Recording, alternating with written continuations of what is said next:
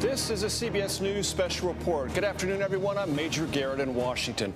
President Biden is about to sign into law a sweeping bipartisan infrastructure bill. The $1.2 trillion package covers a lot: roads, bridges, railways, airports, broadband internet, and so much more.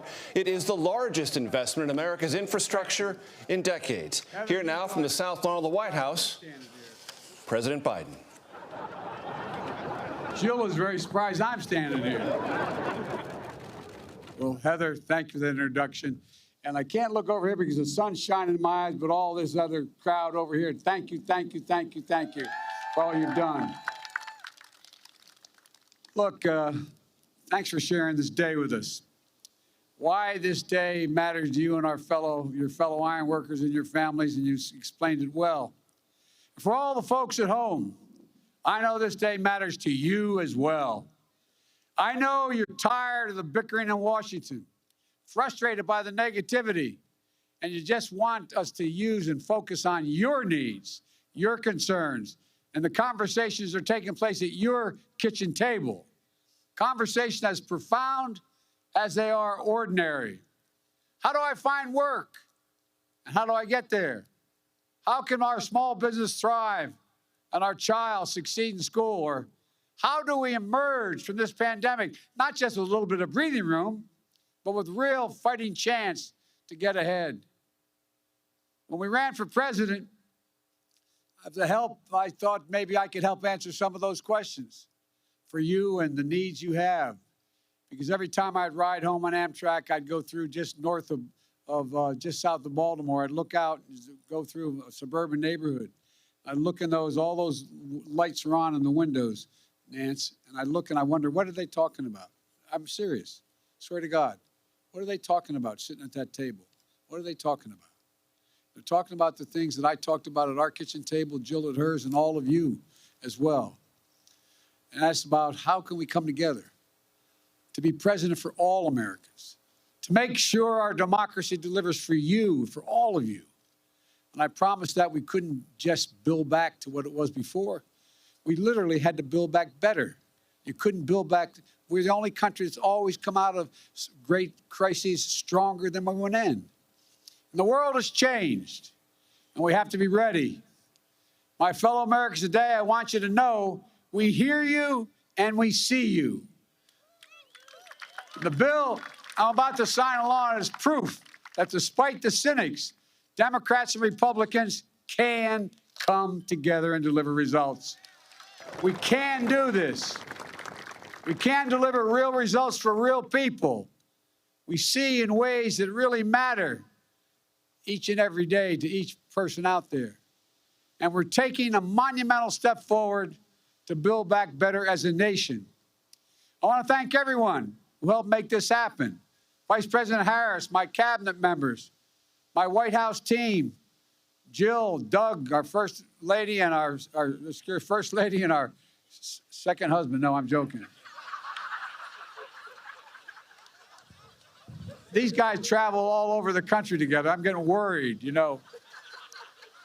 And Doug's one hell of a lawyer besides.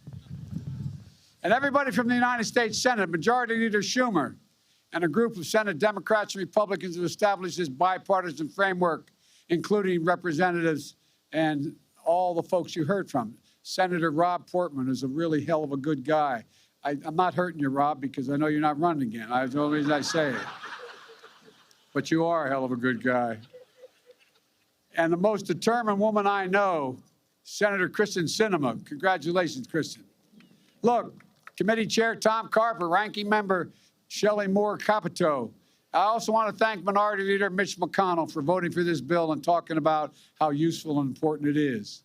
And from the House of Representatives, Speaker Pelosi, Steny Hoyer, Jim Clyburn, and Committee Chair Pete DeFazio. Democrats and Republicans, progressives and moderates, I'd like to pause and ask all the committee chairs and ranking members of the United States Senate and House that are here today, please stand. Will all of you stand? Come on. All right. Thank you, thank you, thank you. To state the obvious, none of this would have happened without all of you. I really mean it. And also to the governors. Where are the governors? Governors, stand up. Come on, I want you to stand up. Red states, blue states, you all contacted me. You all said you were for this. You all stepped up. And more than 375 mayors, Democrats and Republicans, from every state and District of Columbia, wrote me asking to get this done. You got it, kid. And nearly 50 of whom are here today, including Republican Mayor Fontana, who from Fontana, California, Mayor Warren, who spoke earlier, and county and state and tribal leaders as well, civil rights leaders, faith leaders, law. You know, this law was supported by business groups, the U.S. Chamber of Commerce, the National Association of Manufacturers, the Business Roundtable, representing 200 of the largest corporations in America, and other top business. I want to especially thank, and I'm sure you'll all, as we used to say in the Senate, I stand point of personal privilege, I want to thank organized labor, who understands this about jobs. You all stood up. Jobs, jobs, jobs, jobs. Special thanks to the AFL-CIO, the United Auto Workers, electrical workers, the IBEW, the iron workers, it goes on, plumbers, pipe fitters, and the building trades, steel workers, who would I leave out?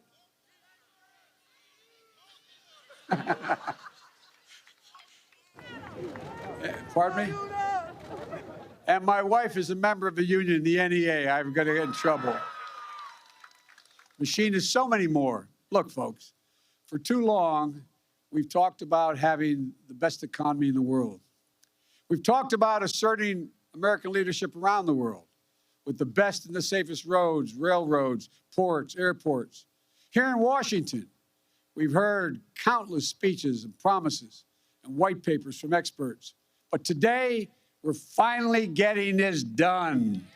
So my message to the American people is this: America's moving again, and your life is going to change for the better. If you live in one of the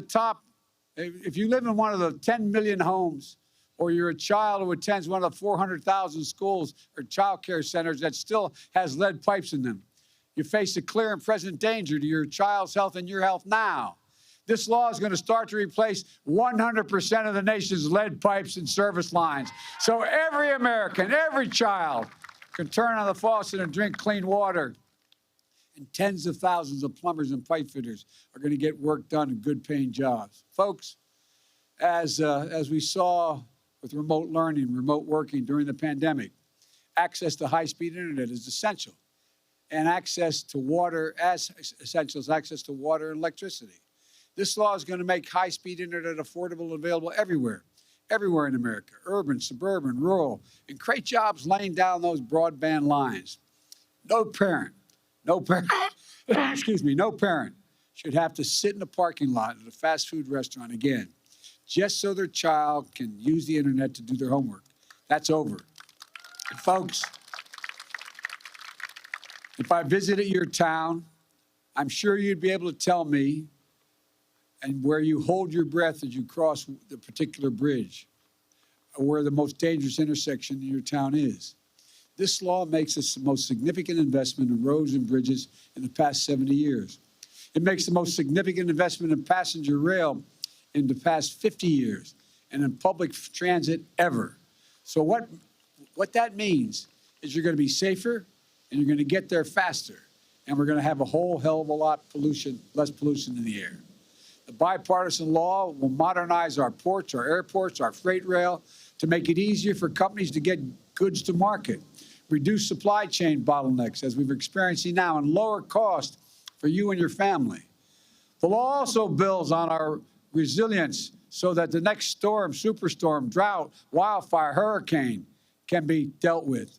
Last year alone, the United States, as a consequence of these kind of extreme weather events, lost $99 billion in the United States alone in damage. After Hurricane Ida, I see the distinguished governor from Louisiana is over there. I saw him stand up. I went down to see him. We went through and saw all the damage there. They had 179-mile-an-hour winds at top speed in Louisiana. But then I headed on up to New York, Chuck, we're up in your area, in the Queens, in New Jersey. More people died there than in the hurricane. More people died with the flooding. Record wildfires raged, and I went to Idaho and California and saw it. More land is burned to the ground than the entire state of New Jersey out west. Folks, walk the neighborhoods and look the people in the eye in these circumstances, as many of you have, and you'll see the despair and the heartache. So many of you understand. You're living through it. This law builds back our bridges, our water systems, our power lines, our levees, better and stronger, so few Americans be flooded out of their homes or lose power in those days and weeks as a consequence of the storms that hit. Folks, this bipartisan law, for the first time ever, creates a true national network of charging stations for electric vehicles, over 500,000 of them, so you can charge your car here and drive all the way to California, not worrying about having to find places to charge, creating thousands of jobs, thousands. It was also going to make it possible for Americans to get off the sidelines and into the game of manufacturing solar panels, wind turbines, batteries to store energy and power for electric vehicles, including electric school buses, which will mean millions of children will no longer inhale the dangerous diesel fumes that come out of the buses. For real, it's a big deal. And it'll reward companies for paying good wages and for buying American, sourcing their products here in America right now. It's going to help the United States export clean energy technologies to the world, creating tens of thousands of more jobs. There's so much more in the law, but most of all, it does something truly historic. I ran for president believing it was time to rebuild the backbone of this nation, which I characterize as working people in the middle class. They're the ones who built the country. And to rebuild the economy from the bottom up and the middle out. This law delivers on that long overdue promise, in my view. It creates better jobs for millions of Americans. And no one earning less than $400,000 a year will pay a single penny in federal taxes because of it. And it does not include, as we did the bipartisan infrastructure bill, it does not include a single penny in gas tax, which I rejected because people under $400,000 would be paying it. This law is a blue-collar blueprint to rebuild America. It leaves no one behind. And it marks an inflection point that we face as a nation. For most of the 20th century, we led the world by significant margin because we invested in ourselves. But somewhere along the way, we stopped investing in ourselves. We risked losing our edge as a nation, and China and the rest of the world are catching up. Our infrastructure used to be rated the best in the world. Now, according to the World Economic Forum, we rank 13th in the world. Well, that's about to change. Things are going to turn around in a big way. For example, because of this law, next year will be the first year in 20 years American infrastructure investment will grow faster than China's. We'll once again have the best roads, bridges, ports, and airports over the next decade. And we'll lead the world into the 21st century with modern cars and trucks and transit systems. We're going to do this by building again and moving again. Folks, too often in Washington, the reason we didn't get things done is because we insist on getting everything we want, everything. With this law, we focus on getting things done. I ran for president because the only way to move this country forward, in my view, was through compromise and consensus. That's how the system works. That's American democracy. And I'm going to be signing a law that is truly consequential because we made our democracy deliver for the American people. We compromised. We reached a consensus. That's necessary. And now our focus moves to implementing an infrastructure law that's going to, with speed and with discipline. I have a lot of experience in doing that. When I was vice president, I was given responsibility for overseeing and implementing the Recovery Act for nearly $900 billion emergency package. I'm proud to say that when we finished implementing that Recovery Act, it was determined that there had been less than 0.2% waste, fraud, or abuse. And it was how I learned and earned the nickname Sheriff Joe from President Obama, because I made it a point every single day for well over a year to stay on top of how the money was being used. I spoke with over 160 mayors, 2-3 times sometimes, And I spoke with county executives, and every governor save one. Well, I won't mention that. And save one. She could see Alaska from reports, but monitor what we're doing. And that was just how it was being done.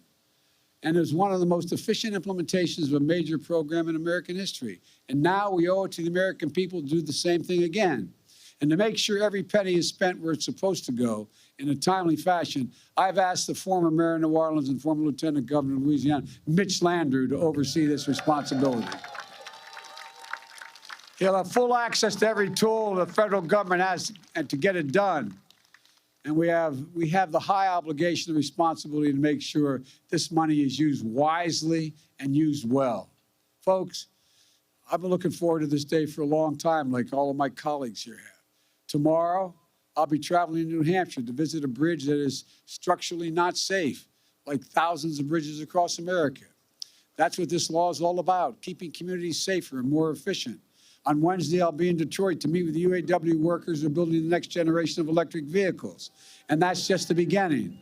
We're also seeing you'll be seeing me and Vice President Harris, Jill and Doug, cabinet officials, hitting the road to help you understand how this is going to transform your lives for the better. And folks, when you see those projects starting in your hometowns, I want you to feel what I feel, pride in what we can do together as the United States of America. Folks, you know, the same goes for my plan to build back better for the people, getting folks back to work and reducing cost of things like child care, elder care, housing, health care, prescription drugs, and meeting the moment on climate change. I'm confident that the House will pass this bill, and then we're going to have to pass it in the Senate. And that's fully paid for. It will reduce the deficit over long term, according to the leading economists in the world. And again, no one earning less than $400,000 will pay a single penny more in federal taxes. And together with the infrastructure bill, millions of lives will be changed for the better. Folks, let me close with this. Throughout our history, we've emerged from crises by investing in ourselves. During and after the Civil War has been referenced, we built the Transcontinental Railroad, uniting East and West and uniting America. During the Cold War, we built the interstate highway system, transforming how America lived their lives. And now we're emerging from COVID-19 pandemic, and we'll build an economy for the 21st century. When I met with the president of China, who I'm going to be speaking with tonight, several years ago, he asked me, we were in China, he said, could I define America? And I said, absolutely. It's the God's truth. I said, absolutely. I can define it in one word: possibilities. Possibilities. There is no limit to what our people think we can do, and there is no limit to what our nation can do. And there is no one thing that I know more than this: it's never, ever been a good bet to bet against the American people. Never, never, never. Given half a chance, the American people have never, ever, ever let this nation down. And it's our job to give our people that chance. It's our job to come together and make sure we remain a nation of possibilities. As I look out in this crowd today, I see Democrats and Republicans, national leaders, local leaders, all elected officials, labor leaders, business leaders, and most of all, I see fellow Americans. I see America. Let's remember this day. Let's remember we can come together. Most of all, let's remember what we've got done for the American people when we do come together. I truly believe that 50 years from now, historians are going to look back at this moment and say, that's the moment America began to win the competition of the 21st century. So with confidence, optimism, with vision and faith in each other, let's believe in possibilities. Let's believe in one another, and let's believe in America. God bless you all, and may God protect our troops. Now let me sign this bipartisan bill.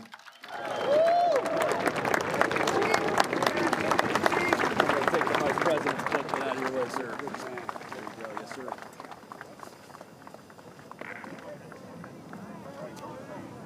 Oh, my mask. One of the prerogatives of being President of the United States is the privilege of inviting others up on stage at a momentous moment of your presidency. President Biden certainly regards the signing of this infrastructure legislation as precisely that. So in the soft afternoon light of a beautiful day on the South Lawn of the White House, President Biden, surrounded by some of the 800 guests assembled there to watch the signing of this infrastructure legislation, will now set about that important work. Let's watch and listen. I'm going to get you each a pen, but there's 30 of you up here. I only have one pen with me. Breaking 30 parts. Sorry, Vice President, please. All right. Thank you.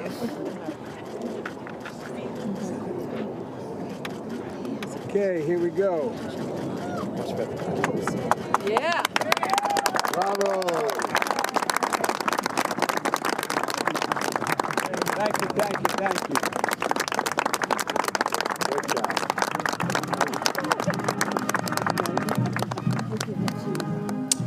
Joining us now from the South Lawn of the White House, senior White House and political correspondent Ed O'Keefe. Ed, I've got two questions for you. The first, the president and many others who spoke about this legislation described it as a radiant moment of bipartisanship. With my apologies to what they say on Broadway, might we also observe that this is a limited engagement, one bill only display of bipartisanship? That's right, Major. As the sun sets on the 299th day of his presidency, he said there, let's remember this day. He may want to, because it may end up being one of the only significant bipartisan moments in Washington as he's president right now. Republicans who spoke on stage earlier even decried the Build Back Better plan that they're hoping to pass in the House this week as a partisan exercise and one that's not going to win any Republican support. So this is a big moment for this White House. As you said, 800 people here, a handful of governors and mayors from across the country, many of whom in one way or another were involved in pushing Congress to get this passed. And if you're looking for examples of how exactly this money is going to be spent, take, for example, what the New York Governor, Kathy Hochul, did before she came here today. In Albany, at the airport, she announced that there'd be $28 million from this bill pumped into improvements at that airport, and said that subway fares in New York City will not go up this year because they'll be paid for by the bipartisan infrastructure bill. The Republican mayor of Oklahoma City is here today. He's been a big supporter of this and has been pushing for it since the spring. Talking to reporters outside the White House today, pointed out that while there isn't necessarily anything specifically in the bill yet for Oklahoma City, it'll be determined by state leaders. He's happy to hear that given the historic investment Amtrak is going to get, they'll be able to run new train lines from Oklahoma City up north into Kansas. He noted that train lines once ran from Kansas into Oklahoma, but not since the 1880s when those were originally built. So that gives you a sense of how this money is going to be spent and why so many Democratic and Republican mayors and governors were happy to be here today. Ed, my second question to you is this. As you know, and as the White House no doubt knows, this ceremony could have been held several weeks ago. It was not. This bill was held as a means of creating either pressure or momentum or some dimension of leverage for Build Back Better. That didn't play out. It's now being signed now. Any degree of regret in the White House for going down that strategic route and delaying this moment? No, in fact, there's a few reasons why they wanted to hold it today. One, because they're putting now public pressure on fellow Democrats to get Build Back Better passed in the House. Second, he really did want to wait for Democrats and Republicans to be back here in Washington after the Veterans Day recess to stand on stage, as they just did with him, to sign this bill, an acknowledgement that they worked together to get this done. The Republican and Democratic negotiators, Rob Portman of Ohio, Kirsten Sinema of Arizona, spoke before he did and talked about the process. But there's another thing. He mentioned this. They're waking up right now over in China, preparing for a major virtual summit that President Xi will have with President Biden tonight. This White House wants China to see that the United States is about to invest billions, trillions of dollars in infrastructure to catch up to them. Major. On the South Lawn of the White House, Ed O'Keefe, thank you so very much. Congressional correspondent Nicole Killian is, of course, at the U.S. Capitol. Nicole, there is this talk about bipartisanship, and yet, as this is happening, some Republicans who voted for this are not there, and some who did are receiving criticism from fellow members of their party and even getting some kind of very heated threats to their offices. Talk to our audience about that. Yeah, that's right, Major. I mean, for all this talk of consensus and compromise that the president was touting and bipartisanship, it has come with a price for some members of Congress, including those 13 House Republicans who supported this infrastructure bill earlier this month. For instance, Michigan Congressman Fred Upton described explicit messages that he received, some that we can't repeat on this air, but in essence calling him a traitor. And we have talked to a number of congressional congressional offices who have said that they have gotten hundreds, if not thousands, of hostile and aggressive calls following this vote. And what's interesting is we have heard very little, if any, from Republican leaders, and namely the minority leader in the House, Kevin McCarthy. So, it does raise concerns about, something that traditionally has been bipartisan, and now in this new polarized environment has become a very difficult vote for a number of members. And you wonder what that presents or what that bodes for future legislation in this Congress. Nicole Killian at the Capitol for us. Thank you very much. I want to let you know our coverage continues on our 24-hour streaming service. That, of course, CBSN. You can watch it at cbsnews.com, or we invite you to download our CBS News app on your cell phone or your connected TV. There will be much more on your local news and on tonight's CBS Evening News. This has been a CBS News Special Report. I'm Major Garrett in Washington. For news 24 hours a day, go to cbsnews.com.